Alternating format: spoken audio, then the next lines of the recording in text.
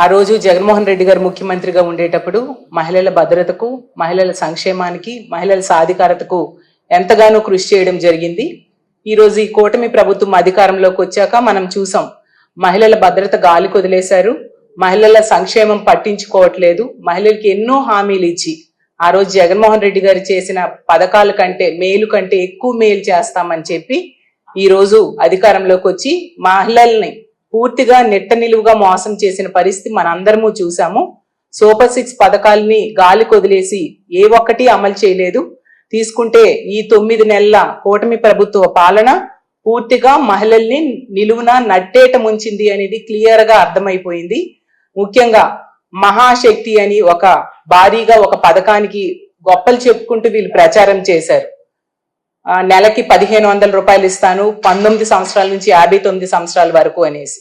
అప్పుడు జగనన్న చక్కగా చేయూత పథకం ద్వారా ప్రతి మహిళకు కూడా 18,750 రూపాయలు ఇచ్చి వాళ్ళకి ఆర్థికంగా తోడ్పాటును అందిస్తే, ఈ మహాశక్తి పథకం ఇస్తానని చెప్పి మహిళలు నమ్మించి ఓట్లు వేయించుకొని ఈ రోజు నెట్ట నిలువుగా మోసం చేసిన పరిస్థితి చూసాం. 2 బడ్జెట్స్ అయినా మహాశక్తి పథకానికి రూపాయి కూడా నిధులు కేటాయించిన పరిస్థితి చూసాము. అలాగే ఈ ఫ్రీ బస్ సంగతి తీసుకుంటే ఫ్రీ బస్ కోసం యాడ్స్ లో ఓదరగొట్టేశారు. అన్ని పుణ్యక్షేత్రాలు ఫ్రీ బస్ ద్వారా మహిళలు తిరగొచ్చు అని చెప్పేసి తిరుపతి, శ్రీశైలం, కాణిపాకం, అలాగే విజయవాడ, అన్నవరం అన్ని మహిళలు ఫ్రీ బస్ లో తిరగొచ్చు అని చెప్పి యాడ్స్ లో ఓదరగట్టేసి నమ్మబలికి ఓట్లు వేయించుకొని ఈ రోజు ఫ్రీ బస్ కి రూపాయి కూడా కేటాయించిన పరిస్థితి మనం చూసాం.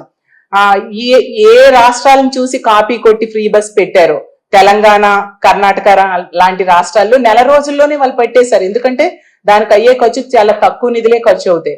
కానీ వాటిని కూడా మహిళల కోసం కేటాయించకుండా నెక్స్ట్ 2వ బడ్జెట్ లో కూడా మోసం చేసిన పరిస్థితి మనం చూసాము. అలాగే నిరుద్యోగులకి నిరుద్యోగ భృతి ఇస్తామని చెప్పారు. 20 లక్షల ఉద్యోగాలు లేదా నిరుద్యోగ భృతి, దానికి కూడా రూపాయి కూడా కేటాయించకుండా నిరుద్యోగులకి నెట్ట నిలువున మోసం చేశారు. ఇలా 50 ఏళ్ళకే పెన్షన్, బీసీ, ఎస్సీ, ఎస్టీ మైనారిటీలకి మహిళలకి 50 సంవత్సరాలకే 4,000 రూపాయలు పెన్షన్ ఇస్తానని చెప్పి దాన్ని కూడా తొంగలో తొక్కిన పరిస్థితి మనం చూసాము.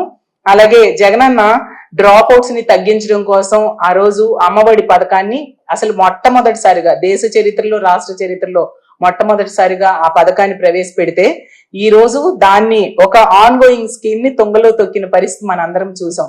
తల్లికి వందనం అని ఒక మంచి పేరు పెట్టి ఈ రోజు ఆ పథకానికి ఫస్ట్ బడ్జెట్ లో 5,387 కోట్లు కేటాయించి కూడా ఒక్కరికి కూడా ఇవ్వని పరిస్థితి. ఈసారి కూడా కంటి తుడుపుగా నిధులు కేటాయించారు తప్ప ఈ సంవత్సరం ఇస్తారో లేదో తెలియని పరిస్థితిలో ఉన్నారు. స్కూల్స్ ఎగ్జామ్స్ కూడా అయిపోయే పరిస్థితిలో ఉన్నాయి.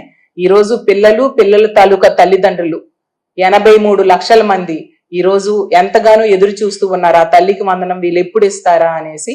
ఈ రోజు వాళ్ళని నెట్ట నిలువుగా మోసం చేశారు. మనం చూసాం, నిరుద్యోగులకు మోసం చేశారు, ఉద్యోగులకు కూడా మోసం చేశారు.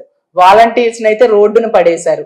ఎంత దారుణంగా అంటే వాళ్ళు కాల్ చేసి చెప్తూ ఉన్నారు, మాకు చాలా నెట్ట నిలువుగా మోసం చేశారు, 5,000 నుంచి 10,000 చేస్తామని చెప్పి ఓదరగొట్టేసి. ఆ రామానాయుడు గారు లాంటి వాళ్ళైతే స్వీట్స్ తీసుకురండి, పూతరేకులు తీసుకురండి, జున్ను తీసుకురండి, మీకు 10,000 చేశాక అని చెప్పి ఈరోజు ఇవ్వని పరిస్థితి చేసేశారు. ఇంత దారుణంగా అన్ని వర్గాల వాళ్ళని మోసం చేసిన ఈ కూటమి ప్రభుత్వం ముఖ్యంగా మహిళా ద్రోహి ప్రభుత్వంగా ఈ రోజు నిలిచింది. మళ్ళీ ఈ రాష్ట్ర ప్రజలందరూ కూడా ముఖ్యంగా మహిళా సాధికారత కోసం, మహిళల్ని ఆర్థికంగా, రాజకీయంగా, సామాజికంగా ఉన్నత స్థానంలో కూర్చోబెట్టిన జగన్మోహన్ రెడ్డి గారి ప్రభుత్వాన్ని మళ్ళీ కోరుకుంటూ ఉన్నారు. ఈ రోజు అనవసరంగా ఈ కూటమి ప్రభుత్వానికి ఓటేసామని ఎంతో బాధపడే పరిస్థితులు ఈ రోజు మహిళల్లో ఉంది. కాబట్టి మళ్ళీ జగన్మోహన్ రెడ్డి గారు ముఖ్యమంత్రి అయ్యేంత వరకు కూడా మా మహిళా విభాగం అవ్వచ్చు, ఈ రాష్ట్రంలో ఉన్న మహిళలందరూ కూడా రానున్న రోజుల్లో మహిళల తరపున పోరాటం చేయడానికి మా వైఎస్ఆర్ కాంగ్రెస్ పార్టీ ఎప్పుడూ సిద్ధంగా ఉంటుంది అని తెలియజేసుకుంటూ